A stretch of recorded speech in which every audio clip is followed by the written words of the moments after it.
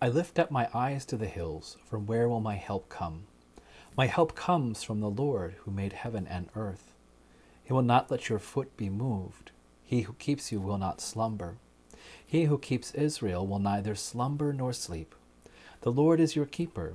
The Lord is your shade at your right hand. The sun shall not strike you by day, nor the moon by night.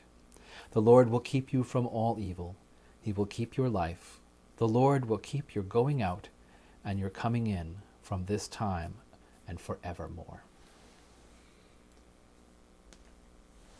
This psalm is one that's frequently requested for funerals, but also I've prayed this psalm with people who are getting ready to leave their home, or who are going on a long journey, or perhaps going through a difficult time. What did you hear as I was reading? Was there a phrase, a word, something that really captured your attention? There's a way of reading the scripture, either in a group or by ourselves, that's called Lectio Divina, or holy reading. If you need time for a pause and some care today, find a brief scripture passage. Read it through carefully and slowly. And then once you've had the opportunity to let it sink in, maybe grab a journal, or if you're in a group, tell a friend. What was the word? What was the phrase? What struck your heart in that reading? And after you've had time to sit with that in silence, take the opportunity to read the passage again. This time, listen for how the text is speaking to your day. Is there something about this particular day that you find resonating in this scripture? Do you hear God making promises? Do you hear God challenging you? Do you hear the day that you're having challenging you as you read the text? Sit with that. Be in the presence of that understanding.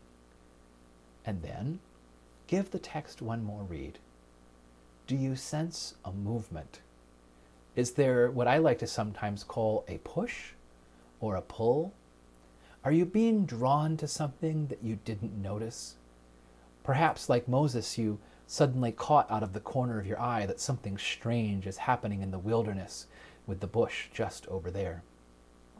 Or perhaps you've always known that something was just in front of you, a difficult decision, a crisis that you have to face, your everyday life, and you sense that God is nudging you closer to that, encouraging you to keep on with whatever that is, and to embrace it, to bring the fullness of yourself to it.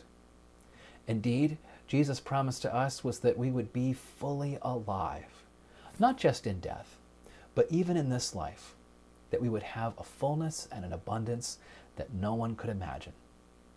Being ready to be drawn to something new, or to be encouraged towards that which is ours to do.